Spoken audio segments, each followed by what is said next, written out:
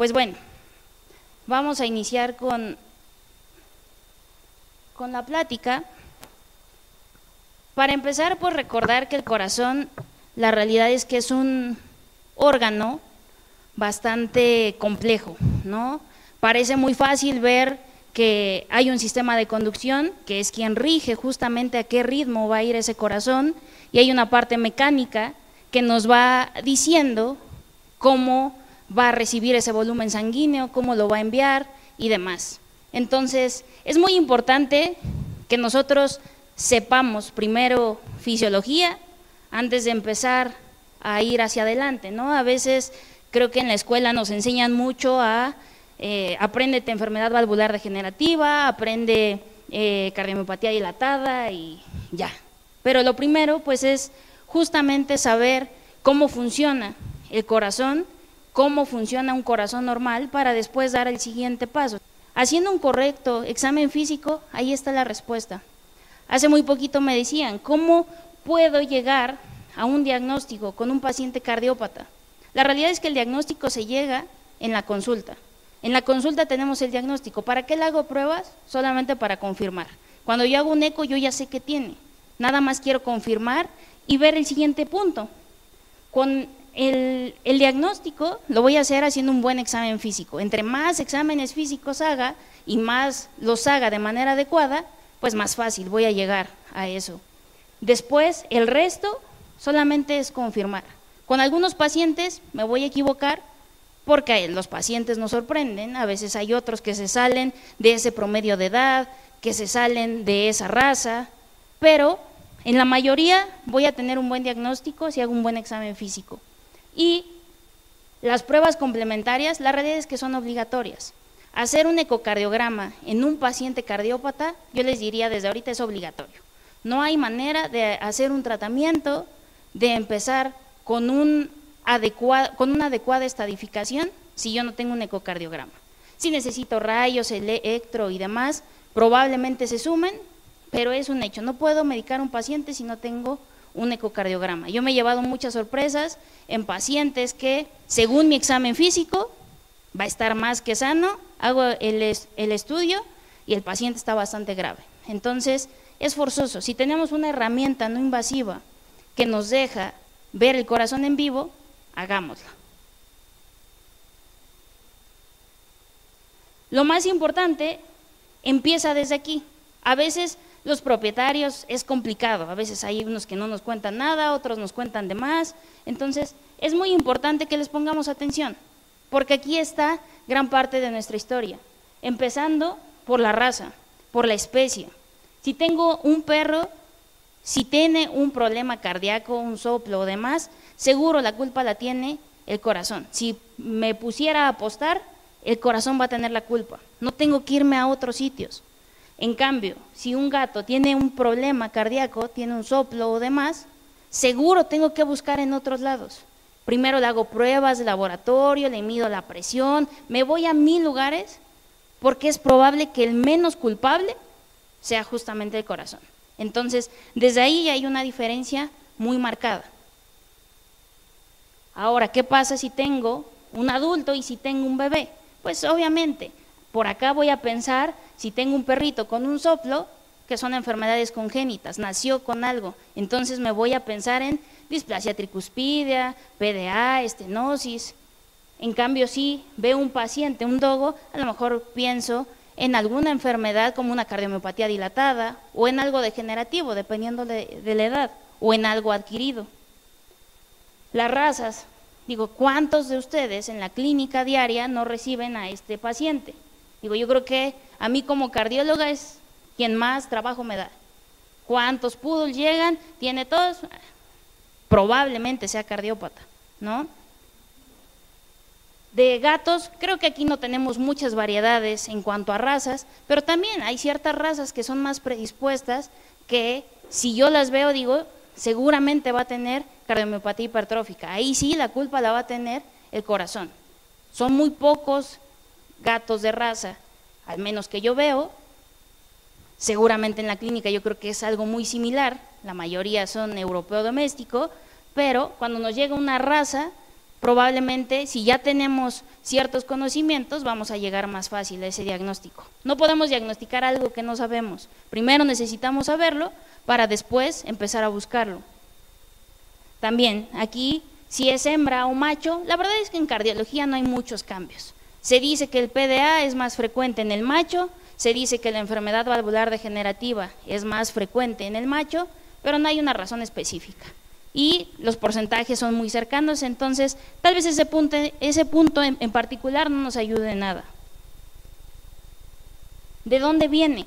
Hay muchas veces que por remisión o porque llegan de primera intención conmigo, están sospechando de dirofilaria y la verdad es que ni siquiera han ido a ese tipo de zonas o no han pensado en Chagas.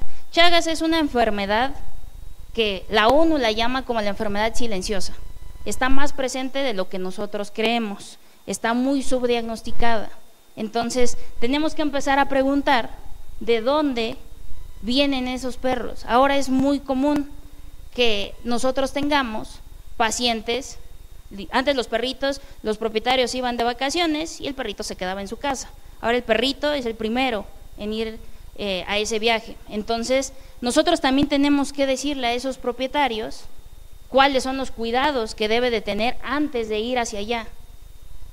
Si fue para allá, empezar a hacer las pruebas pertinentes y diagnosticarlo lo más pronto posible. En la historia clínica, cuando nosotros ya recibimos a un paciente cardiópata, tenemos que considerar todo esto, es obligatorio. Si el paciente me llega descompensado, el clásico perrito que llega en la noche, que no puede respirar o que está tosiendo, no es lo mismo que me llegue ese paciente medicado a que me llegue sin medicación. Si yo lo recibo muy descompensado y no está medicado, tengo mucho que hacer. Si ya está medicado, saqué dosis, veo y está perfectamente medicado y está así de mal, también tengo que ser muy honesta con ese propietario y decirle, las posibilidades tal vez no sean muchas, vamos a intentar, pero también nosotros debemos de saber en dónde están. Ahorita hay muchos problemas de demandas y demás, hasta eso tenemos que estar evitando. El saber nosotros cómo están esos pacientes, en qué fase de esa enfermedad, nos va a ayudar a darle mejor información. Alimentación, también hay que saber qué comen. No me parece que sea un punto importante, no es la plática indicada para eso, pero también tenemos un paciente cardiópata y de inmediato que coma Cardial, de inmediato. La realidad es que no, este alimento solo es creado para pacientes en fases congestivas. Digo, ya podemos tal vez en otra ocasión profundizar más de esto, pero ahorita les quisiera dejar eso. Pacientes congestivos deben de comer alimento para cardiópata. Paciente en una fase temprana no tiene por qué comer ese alimento, nosotros lo vamos a descompensar. Si tiene un soplo, no tiene un eco y a mí se me ocurre darle enalapril, yo le estoy descompensando. Entonces tenemos que diagnosticar bien a esos pacientes. Pruebas de laboratorio, hay que ver cómo estaba antes y es importantísimo el riñón.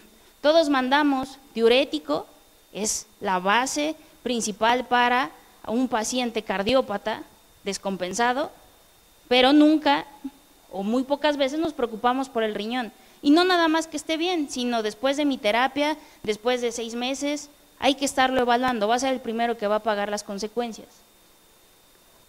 Signos, no sé si a ustedes les llegan pacientes con esta historia, a mí me llegan muchos que tiene tos cardiogénica. Yo la verdad digo, ¿y cuál es esa tos? La típica cardiogénica, la verdad yo no la conozco, la tos es tos y hay que buscar la razón. Si tiene un soplo, tengo que investigar si es o no cardiópata. Pero a veces, aunque sea cardiópata, tenemos miles de perritos chiquitos, Pomerania, Chihuahua, Poodles y demás, que además se les ocurre complicarnos la vida y tienen colapso traqueal. Entonces, si yo estoy necio, le voy a dar enalapril, no se le quita la tos. Bueno, Pimovendan, no se le quita. Bueno, furosemida, no se le quita. No hay. O sea, y eso lo pudimos saber desde antes si hubiéramos hecho un estudio de ultrasonido. Viajes, lo que hablábamos hace un ratito. Los perros ya viajan con los propietarios. Muchas veces preguntan, ¿es cardiópata? ¿Puede viajar? La respuesta es, depende. Pero se va a ir a la playa. Sí, la presión es más baja, el problema es que va a regresar. Si se va a Mérida, si se va a Cancún, pues qué padre, el perrito se la va a pasar muy bien, se va a divertir, su corazón le dimos vacaciones, y cuando regresa, a mí me ha tocado, pocos son los casos, pero me ha tocado 2 perritos que se los llevaron y cuando regresan, prolapso de la válvula, cambio de presión. Uno se murió, no pudimos hacer nada, y otro sobrevivió, pero seguro se le acortó el tiempo de vida porque no estaba en una fase tan avanzada cuando se fue, y al regresar estaba en una fase ya refractaria. Entonces, ¿pasa? Sí. Si el propietario dice, ay, pero es que nada más van a hacernos, bueno, es su responsabilidad, pero es nuestra obligación hacerle saber esto. Actualmente hay mucha gente que está dispuesta a decir, pues yo, si le hace mejor la playa, lo llevo allá y que allá se quede. Tengo familia allá, está bien, lléveselo, pero que no regrese a la Ciudad de México. Esos pacientes que ahora con la tecnología nos preguntan de otras ciudades, ¿no? Doctora, ¿se lo puedo llevar? Depende. Digo, está bien que a lo mejor nos llegue una consulta más, pero si al perrito no le conviene, mejor buscamos quién lo atienda por allá, lo asesoramos por allá, le damos consejos, algunas cosas podemos hacer vía telefónica, habrá otras cosas que definitivamente no hay manera, pero no, un paciente cardiópata no puede viajar tan fácilmente. La realidad es que ese mito de la playa le hace bien, sí, pero el problema es que regresan, y el problema es que ese cambio de presión los descompensa. En el examen físico podemos tener pacientes muy fáciles, como este. El soplo lo sentimos, el soplo es tan fuerte que ni siquiera necesito auscultarlo, nada más lo toco y ahí está. Podemos tener pacientes también de libro como estos, que tenemos un perrito, los 2 son hermanitos, y acá tenemos a un perrito que es muy pequeño y al otro es bastante grande. Ya con esto nos están ayudando un montón. Nos han contado que un perrito con menor tamaño probablemente sea cardiópata, y sí, este perrito de hecho tiene, la de acá, tiene estenosis pulmonar. Entonces, es inmensa la diferencia de tamaños entre estos 2. Podemos tener también pacientes que tristemente nos pueden llegar bastante descompensados, que no pueden ni siquiera respirar.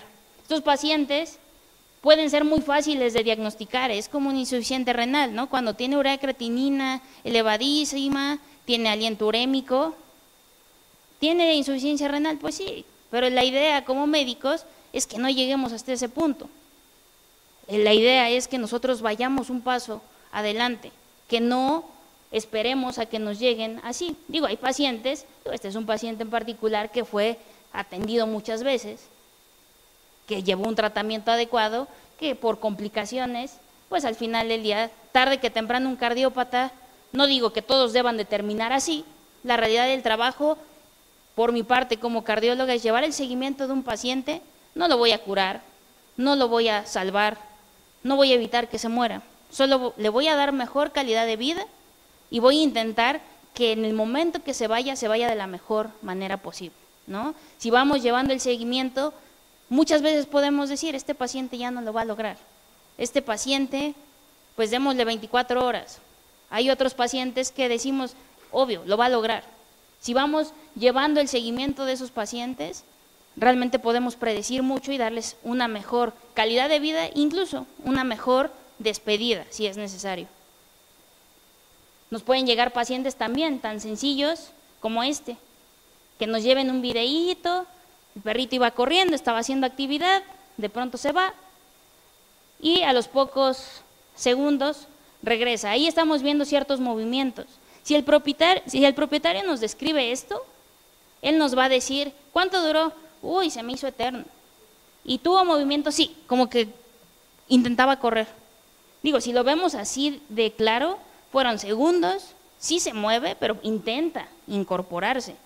Pero la descripción es muy importante. En el caso de síncopes, muchas veces nos confiamos. El propietario llega, es que convulsionó. Ah, ok, convulsionó, algo neurológico, le voy a hacer pruebas. No, hay que ser muy detallados en esto. Preguntarles, descríbame qué vio, cuánto duró, qué hacía antes. Estaba dormido, estaba acostado, estaba haciendo actividad, se le hizo eterno, pero tan eterno como 5 minutos, menos de 5 minutos, todo. Le vio de casualidad la lengua, perdió la conciencia, si usted le hablaba, qué hacía, pregunten todo. No nos va a dar la claridad de distinguir entre un síncope y una convulsión, es bien difícil, a menos de que tengamos la suerte que el propietario grabó esto. Muchas veces tenemos la idea, es que orinó, pues sí, cuando tienen un síncope, es como si ese paciente se hubiera muerto. ¿Puede orinar? Pues sí, puede relajar esfínteres, pero es que decían que eso era una convulsión. Es muy confuso. Aquí muchas veces nos van a ayudar a grabarlo, otras veces va a ser la historia. Si yo hago un estudio de ultrasonido y veo que está muy descompensado, ok, ya, tengo la respuesta. Tiene insuficiencia miocárdica, tiene signos congestivos, tiene hipertensión pulmonar, ok, ya está, sí es por esto. Pero si el paciente está totalmente bien de lo cardíaco, tiene una ligera insuficiencia mitral, tampoco lo descarta, puede ser algo eléctrico. Y a menos de que tenga un Holter, voy a saber la respuesta, y si no, va a ser de suerte. Y si no, buscarle por todo lo neurológico, que lo neurológico es otro paquete. Muchas pruebas que hacer, muchas también dirigirnos a especialistas y demás, y a lo mejor no llegamos a nada. Entonces, hay que aprovechar todo eso que nos cuentan los propietarios, no darles oportunidad de que nos cuenten cómo estuvo su día, mejor que nos cuenten cómo estuvo ese evento y preguntar y preguntar y preguntar por un lado, por otro, para que nos den más información. Cuando no tenemos pacientes tan sencillos, digo, lo más básico, todos nos sabemos esta parte, muy teórica, la auscultación, saber dónde están las válvulas. Esto en un perro es muy fácil de llevar a cabo. Entre más perritos auscultamos, ¿puedo llegar a saber dónde está el soplo? Definitivamente. ¿Y eso me puede ayudar? Sí. Por lo menos si es arriba de un chihuahueño, porque un chihuahueño tiene un corazón tan pequeño que ni el estetoscopio neonatal nos ayuda. Un gato también, que me digan, ay, ese gatito tiene un soplo tricuspideo, la verdad, en mi punto de vista es solo arrogantear, porque el corazón es tan pequeñito que no hay manera de saber, es izquierdo o derecho, no hay más. Pero en el caso de un perro, un gran danés, ahí sí, ya podemos ubicarnos en el espacio, escuchar de dónde viene ese soplo y qué características tiene. El soplo tiene muchas características. Lo más común, escucharemos soplos por insuficiencia mitral, por insuficiencia tricuspidea, pero esos soplos de eyección, ese soplo de maquinaria, hay que empezar a escucharlos. Ahora con la tecnología pues ya tenemos la oportunidad de estar escuchando, no corrió, discúlpenme, de estar escuchando esos soplos, los podemos buscar en YouTube y demás y acostumbrar el oído. No podemos diferenciar uno de otro si no los estamos escuche y escuche. Este será el típico que escucharemos. Y también empezar a diferenciar qué nos indica cada sonido. Hay dos sonidos. Hay un sonido S1 que viene del cierre de las válvulas atrioventriculares y el otro de las semilunares. Digo, al principio y empezar con un perro que va a 180, pues va a ser muy difícil, pero hay que intentar en esos perritos tranquilitos que tienen una frecuencia de 80, acostumbrarnos, escuchar primero los sanos, escuchar de un lado, escuchar del otro, que nos ayuda a diferenciar si es mitral, si es tricuspideo. Yo algo que les aconsejo, váyanse al esternón, esos soplos que tienen un 4/6 mitral y un 2/6 tricuspideo. ¿Cómo sé si es uno y es otro? La realidad, pues hay una respuesta muy fácil, pues lo vemos en el ultrasonido. Pero nos ayuda mucho a hacer un buen examen físico. ¿Y cómo lo hago? Yo me voy al esternón, me voy al lado izquierdo, me voy al lado derecho y estar comparando ambos sonidos. Nos permite diferenciar perfecto eso, el estar comparando si es el mismo sonido, nada más que irradia, o hay dos sonidos distintos. Y entre más lo hagamos, pues más nos vamos a dar cuenta. Tampoco se trata de adivinar, tenemos pruebas más específicas para saberlo. En algunos pacientes sí nos va a ayudar si tiene signos de derecha y tiene, no sé, derrame y tiene linfoma. ¿Cómo sé si ese derrame lo generó el linfoma o lo generó el problema cardíaco? ¿Sabes que nada más tiene un soplo mitral, no tiene nada del lado derecho y hasta mañana le hacen el ultra, seguro el corazón no es? No, ¿sabes que tiene un soplo inmenso del lado derecho? Pues vámonos con el presuntivo que la culpa la tiene el corazón y vamos a tratar esa parte. Para eso nos ayuda, para irnos adelantando, estabilizar un paciente en lo que hago esas pruebas. Sabemos esta clasificación. La verdad, ¿qué utilidad tiene esto? Si tiene un soplo, un sexto, el perrito está muy bien. Y si tiene un 6/6, ¿está terrible? La realidad es que no. Esto no tiene nada que ver. Hay muchas pruebas, muchos artículos que nos dicen, hay pacientes que tienen esto y están perfectos, hay pacientes que tienen esto y se están muriendo. ¿De qué depende? De muchos factores. Puede ser que la válvula esté muy separada, esté muy prolapsada, que el flujo sea muy alto, que no haya resistencia y por lo tanto le escucho poquito, pero está pasando un flujo inmenso. O a lo mejor escucho un soplo gigante, pero la separación de esas válvulas es muy pequeña. Entonces hay mayor resistencia y por eso le escucho más, pero no está pasando gran cantidad de flujo. Algo que yo me he topado mucho a últimas fechas, perritos que no les escuchamos soplo, que está todo callado, no hay silencio, estoy segura que no he perdido todavía el oído y no les escucho soplo. Particularmente ha sido cuando hay alteraciones o presiones muy fuertes del lado derecho. Hago el ultrasonido y cambios inmensos del lado derecho. Los cambios son tan grandes, el flujo es tan grande, la separación de ese jet es tan grande, ya ni siquiera se escucha. Entonces, hay que tener mucha atención en eso. La primera vez que me pasó dije, no puedo creerlo, no escuché bien. Y regresé al paciente, lo voy a escuchar y cállense todos. No había soplo y ninguno de los médicos lo había escuchado. De hecho, hice ese estudio por no dejar, porque el perro se desmayaba. Y ya me ha pasado repetidas veces, no escucho soplo, digo, ay, no va a ser, y lo es. Entonces, la realidad es que ¿para qué nos sirve?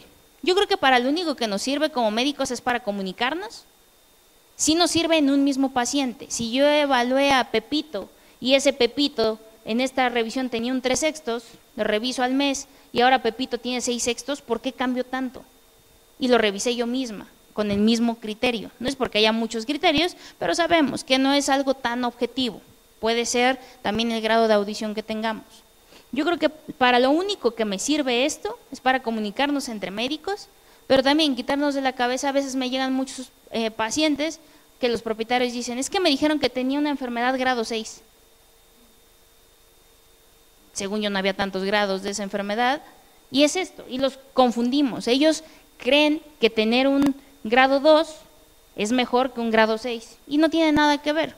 Entonces, yo creo que quitarnos esa idea de la cabeza y considerar estos puntos, que podemos tener pacientes que tengan soplo en anemia. Si hay un paciente que tiene anemia, lo que dice la literatura es menor a 0.13. Si tenemos una anemia de 0.35 y tiene soplo, no va a ser echarle la culpa a esa anemia. Si tengo una anemia de 0.10 y tiene un soplo, pues corrijo la anemia y veo si el soplo persiste. Si tengo pacientes en anestesia, es muy común. A veces sí lo tienen y a veces no lo tienen. Hay pacientes que tenemos una ventaja cuando tengo un estetoscopio esofágico, pues tengo el corazón al lado. Soplos muy bajitos, pues ahí los voy a escuchar, lo tengo al lado. Vale la pena revisarlo. Pero si estaba en la anestesia y lo reviso con el ultrasonido y resulta que no tiene, ¿qué pasó? El doctor escuchó mal. Simplemente que de un momento a otro, un perrito que tenía una frecuencia de 100, le administré, Soletil, aumentó su frecuencia cardíaca, empecé con terapia de líquidos, aumenté esa hemodinamia, ¿y qué ocurre con ese paciente? Pues no se puede adaptar tan rápido a ese tipo de cambios y pueden generarse soplos fisiológicos. Entonces no es que la anestesia le generó algo, no es nada de eso, simplemente hice muchos cambios y puede haber soplos que no sean patológicos. El pulso, todos sabemos, el que más frecuentemente utilizamos es el femoral, cuando estamos en anestesia lingual. Esto nos va a ayudar, es algo subjetivo, tenemos obviamente cosas más importantes como medir presión, eso va a ser lo realmente objetivo, pero es importante que nosotros chequemos esto, sobre todo en qué, que cada latido que yo escucho lo sienta. Hay muchos pacientes que no nos tomamos la molestia, que tiene soplo, sí, siguiente. No, hay que escucharlos, hay que darles por lo menos un minuto para realmente sentir ese pulso y ver si no tenemos una alteración en el ritmo. No es de ley, yo les diría, no es de ley. Llega un cardiópata, hay que hacerle electro, rayos y eco. Yo les diría que no. El paciente me va a decir qué necesita. Si yo tengo un paciente que tiene un problema cardíaco y un problema, bueno, tiene un soplo y tiene tos y escucho crepitaciones y el soplo es muy fuerte y tengo dudas, no sé si solo es lo cardíaco, no sé si también tiene algo respiratorio, no sé si tiene colapso traqueal, tiene una neumonía, en fin, si tengo dudas si es respiratorio o cardíaco, hay que hacer unos rayos X, definitivamente. Si tengo un perrito que no tiene signos, tiene un soplo ligero, un soplo que realmente lo detecté cuando estaba por vacunas, no tiene nada de signos, ¿vale la pena hacerle electro? El pulso es correspondiente. ¿Qué voy a encontrar? En el perro está totalmente demostrado que hay alteraciones en el ritmo en fases muy avanzadas. Si ni tiene signos, ¿cómo va a estar en una fase muy avanzada? Si mi examen físico me dice que el pulso es correspondiente, ¿para qué le hago una prueba que ya sé que me va a salir bien? Pero es que a lo mejor tiene R's profundas, pues entonces tómale unos rayos. Esa es la prueba pertinente para tamaño del corazón. Si quieres saber, es un soplo que es un perrito que no tiene signos. Le detecté el soplo en la vacunación. ¿Qué es la prueba ideal? Un ecocardiograma. ¿Por qué si no va a tener signos congestivos? Para saber dónde está. Hay pacientes que están a nada de empezar con signos congestivos. Para eso, esa es la prueba más específica. Yo les diría a todos, hay que hacerle ecocardiograma. Esa es la prueba que todos deben de llevar. Yo de los pacientes que recibo, a muy poquitos les hago electro, salvo que mi examen físico me diga que lo necesita, rayos X cuando hay ese punto. Me parece que no solo es cardiópata, sino que hay algo respiratorio, tengo que hacerlo. Nada más para ver qué grandote se ve el corazón, la verdad es que no suelo hacer ese tipo de pruebas. A veces también son pruebas muy costosas y pues hay que hacer lo que realmente necesita. No me parece que tenga que haber un paquete cardiológico que lleve esas 3 pruebas forzosas. Va a haber pacientes que nos van a complicar la existencia, que está muy bonito cuando tienen soplo, cuando tienen signos, pero hay cosas que si no hacemos un buen examen físico, se nos va. Les platico de este perrito. Este perrito es un cocker, 5 años, que llegó con historia de que los propietarios muy aprensivos, es que lo vemos diferente, vemos como que hace menos. ¿Ok? Pues vamos a revisarlo, seguro va a ser dilatada, en fin. Lo revisamos en el examen físico, absolutamente nada, no hay soplos, el pulso correspondiente, todo perfecto. Lo único raro, y eso después de un ratito de ya estar agitado en el consultorio, esto. Vemos la mucosa hiperémica y vemos la lengua cianótica. Digo, eso definitivamente no es normal y es lo único que nosotros habíamos notado. Parte de nosotros habíamos pensado, pues a lo mejor son muy aprensivos, están exagerando, hay que mantenerlo en observación. Vamos a hacer un estudio de ultrasonido, el perrito tenía cardiomiopatía dilatada y el único signo, digo, un propietario muy atento realmente de él, y otro, lo único que nosotros detectamos es esa cianosis. Si a mí se me va a revisarle las mucosas, pues ya me lo perdí. Se va a ir a otro lugar, ojalá lo diagnostiquen, y si no, estamos perdiendo tiempo de tratar a un paciente. El éxito de un paciente cardiópata es la detección temprana. Entre más pronto lo atienda, entre más pronto lo frene, pues mejor para él. Tenemos enfermedades congénitas que nos van a dar casi el diagnóstico. Si yo tengo una cianosis diferencial, ¿cuántas veces, siendo honestos, vamos y revisamos todas las mucosas? La verdad es que yo creo que muy pocas. Vamos, le levantamos el belfo y siguiente. Hay que revisar absolutamente todas. Si nosotros encontramos cianosis diferencial, son muy pocas las opciones que tenemos. O es un PDA reverso, o es una comunicación derecha, izquierda, o una tetralogía de Fallot. No tenemos muchas más opciones que nos puedan dar esto. Y ya, con simplemente hacer un examen físico, tengo un diagnóstico. Observar las mucosas. Es muy frecuente en pacientes con enfermedades ya refractarias que nos vamos a topar con esto. Y nosotros debemos de saber explicarle al propietario. Muchas veces dicen, es que está con sus medicinas, está con todo y le sigo viendo las mucosas así. O está comiendo muy bien y no sube de peso. Nosotros debemos de ser capaces de entender qué pasa para poder responderles esto. Nos pueden llegar pacientes con cosas muy claras y no. ¿Tiene ascitis? Fácil, es cardiópata. No, no siempre. Este perrito sí tenía ascitis, tenía derrame pericárdico, era asociado a un mesotelioma. Hacer un diagnóstico de mesotelioma, la realidad es que cuesta mucho trabajo. A veces buscas, haces miles de pruebas y cuesta mucho trabajo hacerlo. Y la realidad es que sabemos que no podemos hacer mucho por esos pacientes. Pero no nos quedemos con ascitis es cardiópata. Si tiene un soplo, que bueno, ese perrito nos está ayudando mucho y lo tiene del lado derecho, está de libro. Pero si no, hay que empezar a buscar por otros lados. ¿Cuántos perritos ahorita no? Que viven afortunadamente más, que lamentablemente cruzan con cuadros ya oncológicos muy frecuentemente y cardiópatas, y nosotros si nos vamos con visión de túnel, tiene soplo ya, hay que buscar en todo, hay que asegurarnos que realmente ese sea el punto de origen.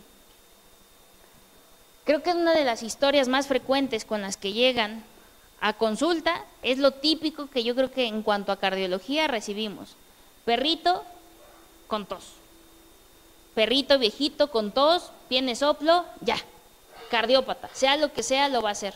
No, la realidad es que no. Ahorita vamos a ver en qué casos sí.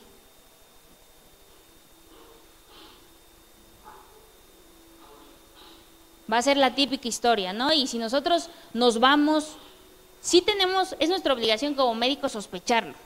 Tiene tos, tiene soplo, está viejito, forzosamente entre mis diferenciales debe de estar que es cardiópata. Pero no tengo que asegurarlo hasta que no tenga las pruebas. Si yo veo a esos dos pacientes y me topo con esto, la realidad es que este estudio, este corazón está perfecto. Y este de aquí está perfecto. Y miles de veces queremos que todo nos encaje.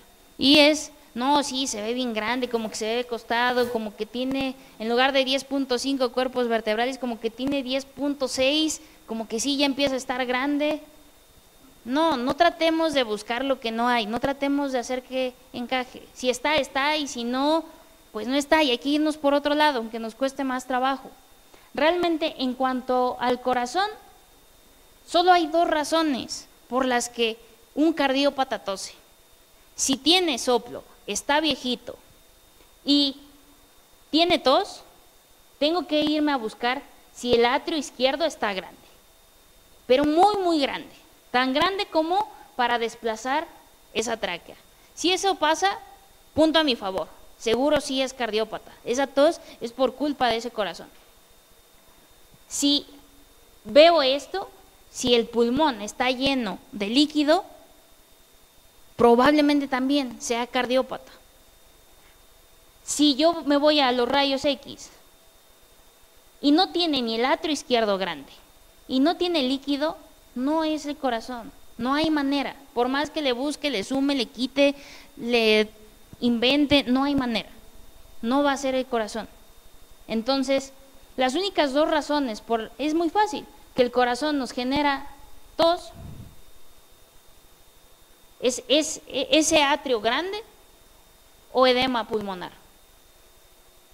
Ahora, si ya me topé con un paciente con edema pulmonar, hay que asegurarnos que la culpa la tenga el corazón. No es la única razón por la que el corazón tiene edema pulmonar. Ahorita vamos a retomar un poquito más ese punto.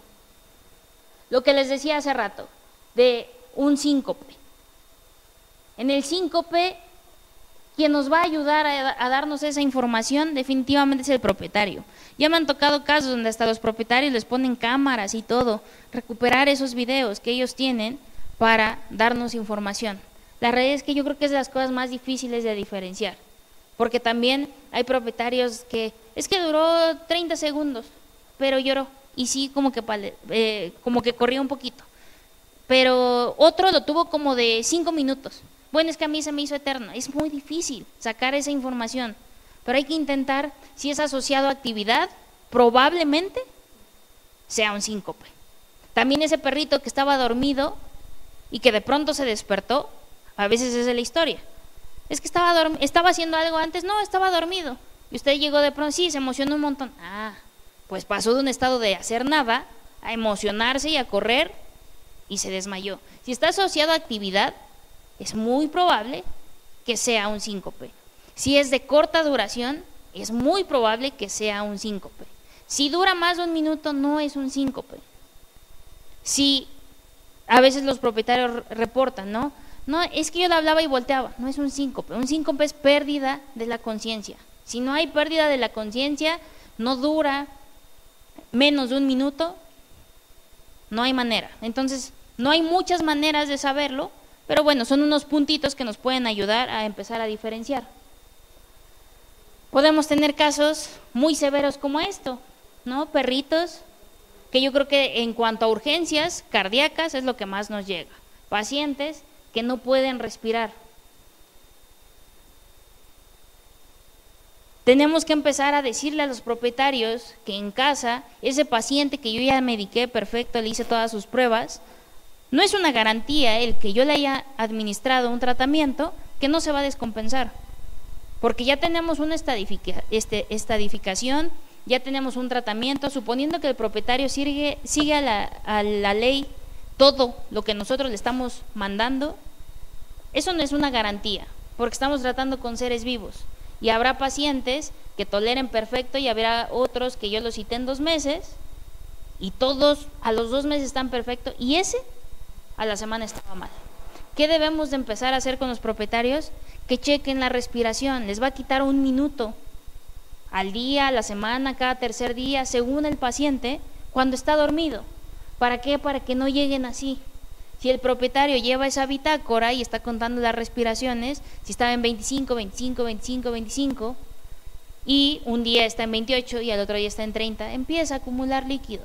Y antes de que llegue así, pues él llega y hace una consulta, ¿sabe qué? Está aumentando y funciona mucho. ¿Con quién? Con los propietarios que son constantes. ¿Cuántos hay? Un porcentaje muy bajo, pero ayuda. El resto ya es su responsabilidad. Si ellos no quieren llevar esa bitácora y después se quejan porque llegaron así, eso no es más que su responsabilidad. Nosotros le estamos dando todas las armas para que lleven un monitoreo de ese paciente. Este es un trabajo en equipo, no es, ahí está la receta y ahí nos vemos luego. No. Es un trabajo en casa para seguir viendo cómo está ese paciente. También estos pacientes, tampoco es la plática para eso, pero yo les sugiero, cuando les lleguen a su clínica, no quitémonos de la cabeza bolos altísimos de furosemida. Si tienen infusoras, si tienen buretas o si tienen un muy buen auxiliar que va a estar checando terapia de líquidos, mejor administren infusiones. Las infusiones son lo más seguro para esos pacientes, no voy a dañar su riñón, no voy a generar que ese paciente lo curé de lo cardíaco, pero lo hizo insuficiente renal, y una dosis alta de diurético es un error muy grave. El diurético funciona bien si lo administramos constante a dosis baja. Si lo administro alto no sirve de absolutamente nada. Tenemos 1000 causas de disnea, para que no nos quedemos con lo cardíaco. Sería muy fácil hacer esta plática y solo enfocarla a cardiología, pero no, hay que ver que hay más que un corazón. Causas de disnea inspiratoria, simplemente tenemos pacientes braquicéfalos, que tenemos bastantes, que son muy populares últimamente, y podemos tener todas esas alteraciones, podemos tener tumores, podemos tener estenosis, y nos puede estar generando problemas de disnea. Y un perro que veo que respira mal, siempre pienso, o es muy común, es cardiópata. No, sí debe de estar en mis diferenciales, pero tengo 1000 razones más. Puede ser el paladar, puede ser una neoplasia, un traumatismo, cuerpos extraños, pueden ser 1000 razones las que puedo encontrar para esa disnea. No se trata de que nos compliquemos, se trata de que lo tengamos en mente para ir reduciendo nuestro panorama. Puede ser una disnea expiratoria. Y también vean que causas de edema no nada más es porque tiene una enfermedad valvular degenerativa. El corazón nos genera edema, no. También puede ser una bronquitis, asma, neumonía, lo que nos puede estar generando eso. Entonces, antes se decía, creo que ahora se dice menos, pero es algo que aún se comenta, respondió a diurético. Entonces es cardiópata. No.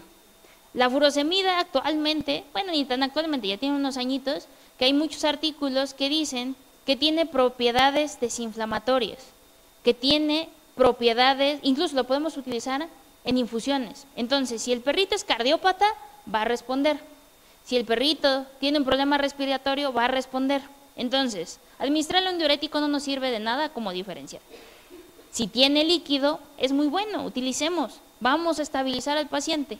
Ya mañana, con todas las pruebas, con el laboratorio, con todo lo que necesite, ya estable el paciente, me preocupo en ver cuál es la causa.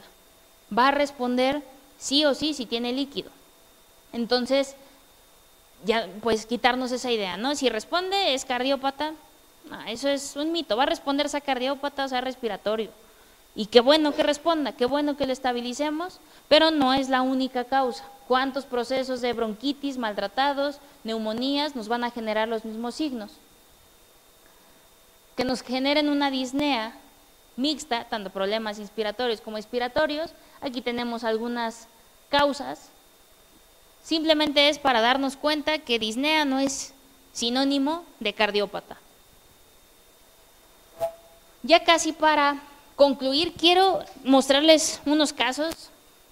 Solamente voy a hablar de algunos puntos importantes, porque pudiera parecernos de pronto, está bien fácil, ¿no? Pues tiene soplo y no hay como una receta. Sería muy bueno para mí poder decirles, ay, miren, a todos los perritos con esto se les da tal y tal, y a los de acá, y todos sabemos que lamentablemente no es así. Depende del perro, aparte nos llegan cardiópatas con enfermedades endocrinas y con problemas de colapso traqueal y nos complican absolutamente todo. Este caso a mí me parece muy interesante y lo utilizo frecuentemente porque ni siquiera lo revisé. Este es un perrito que vivía en Monterrey, que una propietaria me contactó por Facebook y demás. Es un perrito que se llama Oso, macho, 9 años, labrador. La historia de este perrito es que la propietaria notaba que respiraba mal. Y entonces lo lleva al médico, el médico de allá lo revisó, le hizo rayos X, le hizo electro, le hizo cardiograma, todo le salió que no tenía alteraciones. De hecho, sus resultados no tenía nada, pero él dijo, es cardiópata, está empezando, respira mal, es cardiópata, empezó a medicar enalapril y bedmerin. Y el perrito no mejoraba, seguía respirando mal. A mí la propietaria me cuenta justo esta historia, me mandó resultados y todo, y realmente no tenía nada, y dije, ¿por qué administra estos medicamentos? No lo sé. Y me manda los videos, que esos quiero que pongan atención y a ver qué opinan. Si alguien quiere decir algo, digo, no pasa nada, estamos aquí justo para eso, para corregir todos y para trabajar juntos y para hacer un mejor trabajo para ellos, que para ellos trabajamos.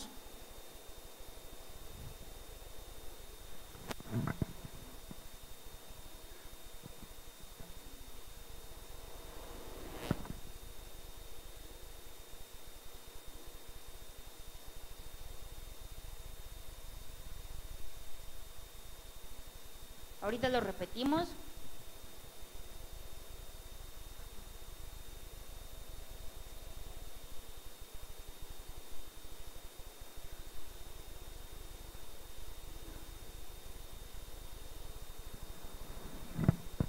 Ahorita lo repito, pero bueno, de inicio, la propietaria dice, todo el tiempo hace esa respiración, todo el tiempo. Digo, tenemos la desventaja que el perrito es negro, entonces nos dificulta la visión. Ahorita ya adelanto otros videos que va a ser más clara esa respiración. Yo aquí señalaría, importante, pues Si tiene dificultad respiratoria, se ve muy contento, ¿no? Como para tener dificultad. Sí nota un sonido raro. Y que eso también la propietaria lo nota. Y tiene toda la razón. Pero para ser cardiópata, la constante de un cardiópata es: hoy no puede respirar, mañana menos, pasado mucho menos. O sea, un cardiópata va a estar cada momento peor. No hay manera que, ay, en ratitos está mejor. No, se va a poner peor si es que tiene líquido en el pulmón. Entonces, este perrito lo veo acostado muy tranquilo, no veo que le preocupe nada, se acuesta de un lado, está colapsado un pulmón y al perrito no le afecta en absoluto.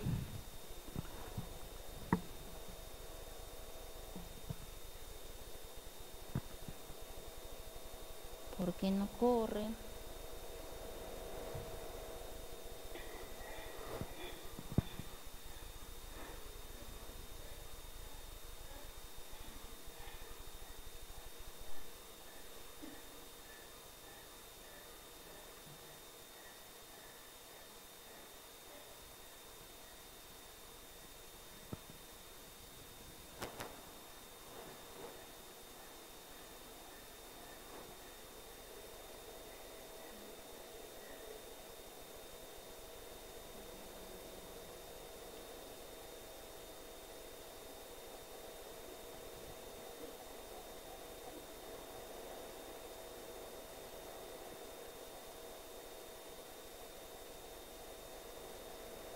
Yo creo que este es el que más se escucha.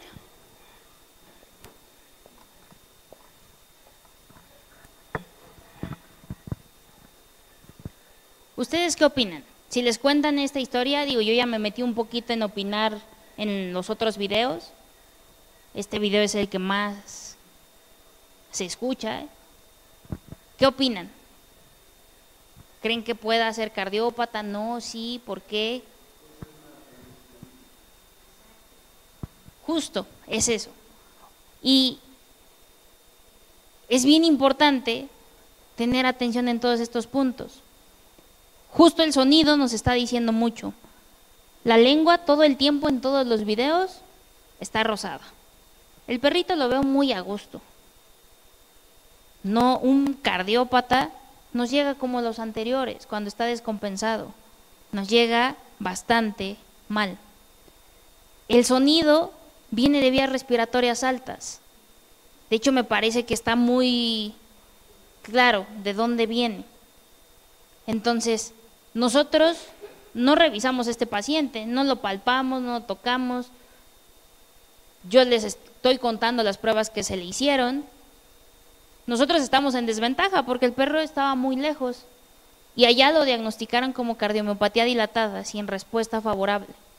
Y con unos videos, no digo que vamos a hacer videos, obviamente todos estamos en contra de eso, hay que revisar al paciente.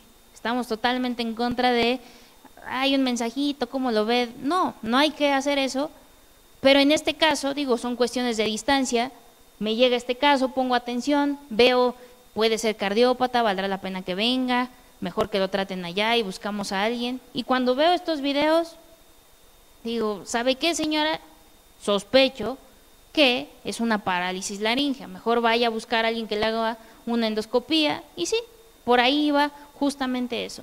Y es cosa de observar, el perrito está comiendo, bebiendo, se pone de lado, no le molesta, está del otro lado, está incorporado, se ve demasiado feliz el perrito y todo el tiempo en toda posición hace ese sonido. ¿Respira mal? Sí. Por eso yo les hago mucho hincapié, perrito que respira mal no es sinónimo de ser cardiópata. Digo, yo creo que vale la pena. El sonido es muy característico.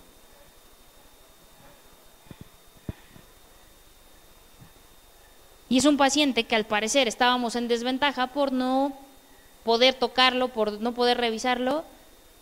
Y aquí está la prueba, ¿no? Haciendo un buen examen físico, teniendo todas las bases, sabiendo escuchar, poner atención en el mínimo detalle, nos hace saber diagnosticarlo aún sin tocar ese perrito.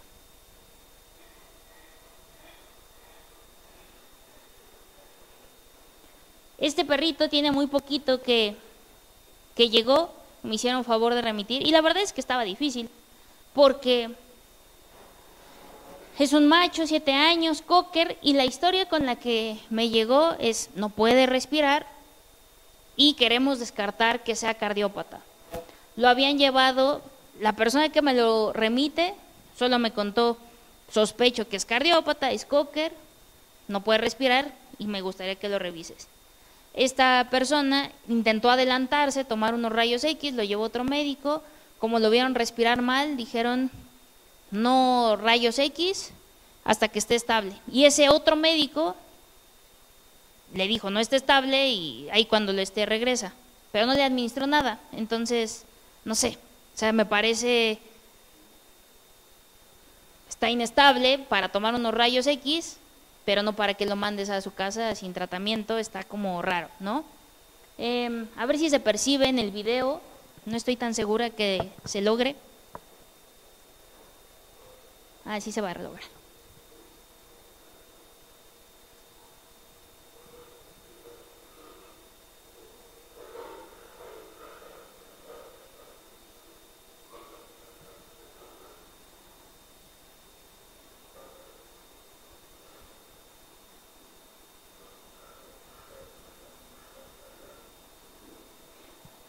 Desde que llegó ese perrito a consulta, digo, lo llevaban en taxi con este calor que está haciendo, desde que llegó estaba respirando así, yo veo la lengua rosita y digo, bueno, no sé, vamos a ver, es cocker, puede ser.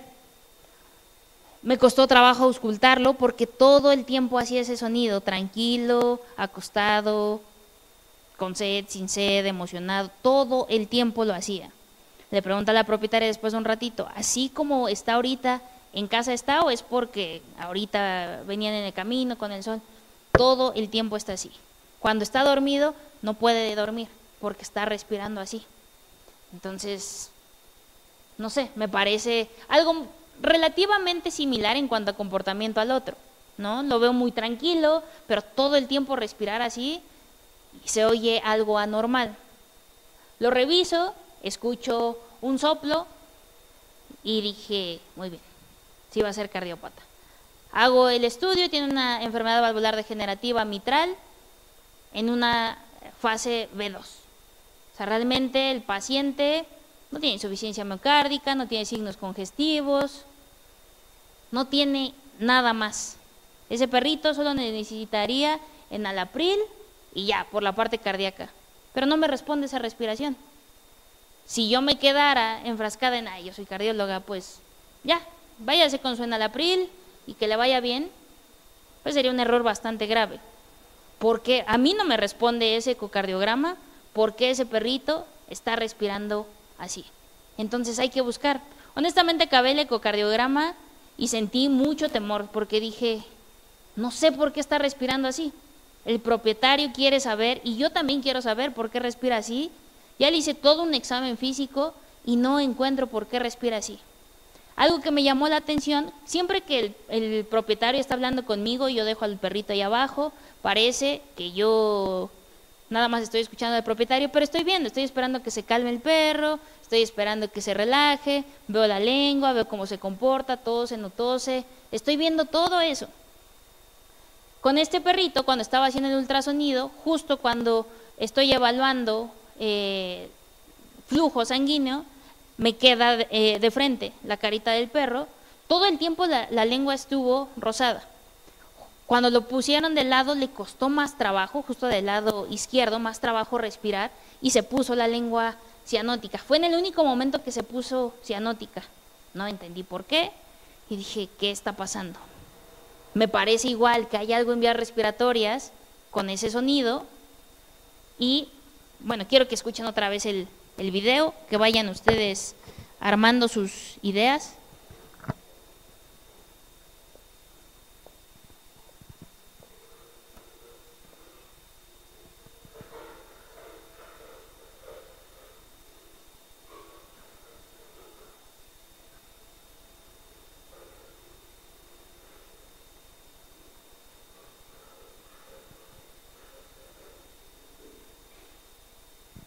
¿Ustedes qué creen? ¿Qué pudieran pensar? Lo cardíaco no responde a esa respiración, definitivamente. ¿Por qué creen que podría respirar así? ¿Dónde más buscarían? ¿Qué otra prueba le hacemos? Sí tiene un soplo, pero no nos respondió eso. No le escucho crepitaciones, reflejo de oxígeno negativo, palmopercusión negativa. ¿Por qué respira así?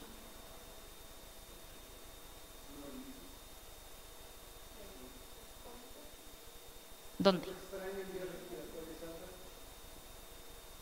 ¿Qué más? ¿Qué más se les ocurre? ¿Pólipos dónde?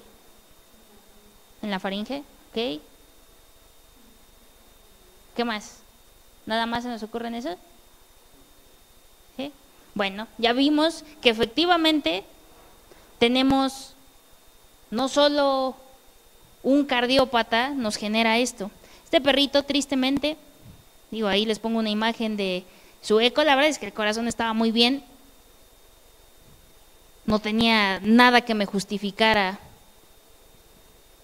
eso, entonces justo en esa posición es que yo le veía la lengua un poquito en momentos. Aquí en el video no aparece así, pero se veía un poquito cianótica.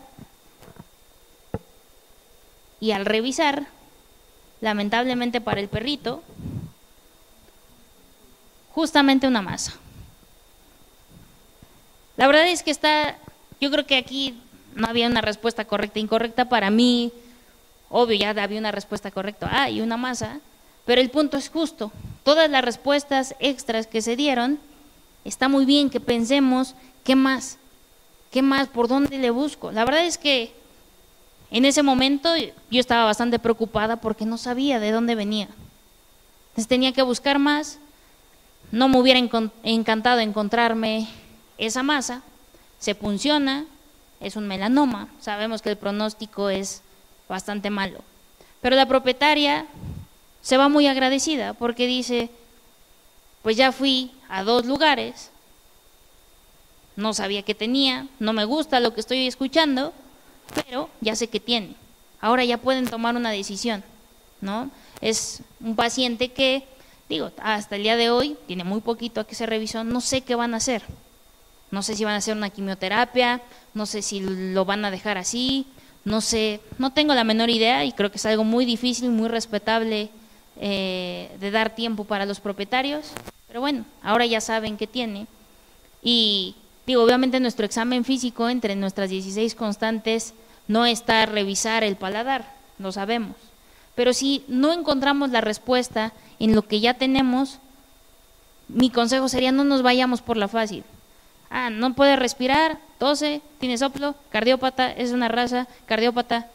Está bien que lo pensemos, debe de estar forzoso en nuestros diferenciales, pero no debe de ser que tratemos que todo encaje con eso, porque si nos quedamos con eso, hay pacientes que la van a pasar mal. Este perrito yo me pude haber quedado es cardiópata, ahí se lo regreso a su médico y pues a ver qué hace.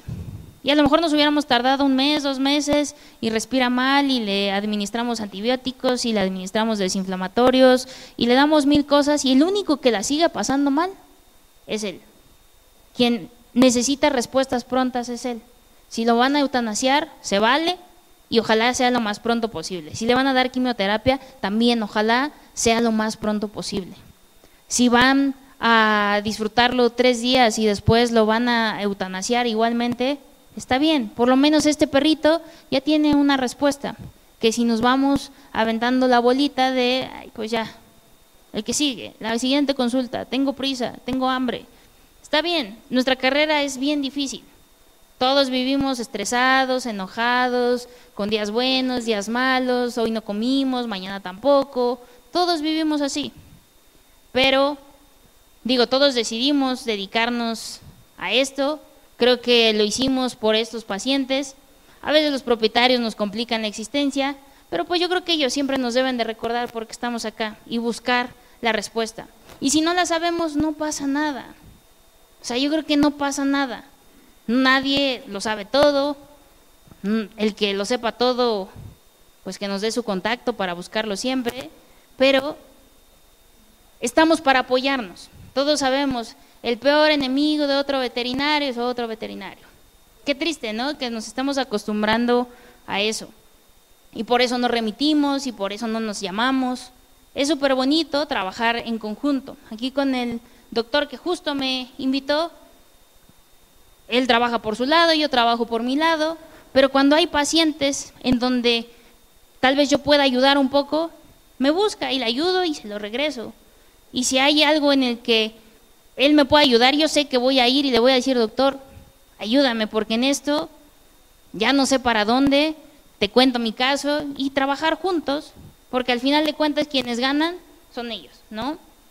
Entonces, digo, mi consejo tal vez muy romántico y demás, pero yo creo que vale la pena que lo tomemos en cuenta y que intentemos día a día acordarnos para quién trabajamos. Todos tenemos días malos, todos tenemos nuestros respectivos problemas, pero ellos son los que valen la pena, ¿no? Y pues regreso con lo mismo que empecé. Si se dan cuenta, todo depende de lo que revisemos. Si hacemos un buen examen físico, vamos a acertar, vamos a llegar. Un cardiópata, la realidad es que es muy fácil, porque el 95% de ellos tienen soplo. Entonces va a estar bien fácil. La verdad es que la cardiología es bien fácil.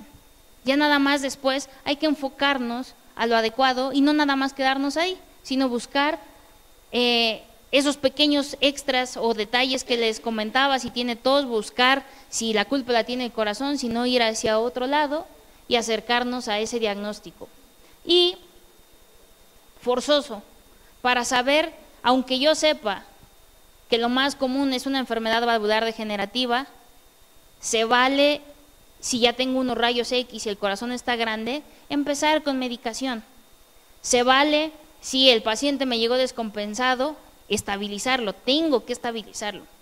Pero, en particular, uno de los medicamentos que tienen mucha popularidad ahorita, Pimovendan, no es sinónimo cardiópata, Pimovendan para todos. Complica mucho a un paciente que ya tiene Pimovendan para hacer un estudio, para hacer una correcta evaluación. Y no es lo adecuado, no todos lo necesitan. Ese perrito que yo medico antes de saber cómo está, me estoy equivocando, le estoy perjudicando. Puede ser que acelere su enfermedad. A un cardiópata hay que ser muy exacto. No le puedo dar de menos porque se forza, no le puedo dar de más porque lo desgasto. Tengo que darle lo pertinente. Entonces, un ultrasonido es forzoso para saber en qué fase está, saber cada cuánto lo voy a revisar y con qué medicaciones lo voy a tener. Entonces, forzoso. Todos los cardiópatas, todos, hasta el que no tiene signos, necesita un ecocardiograma.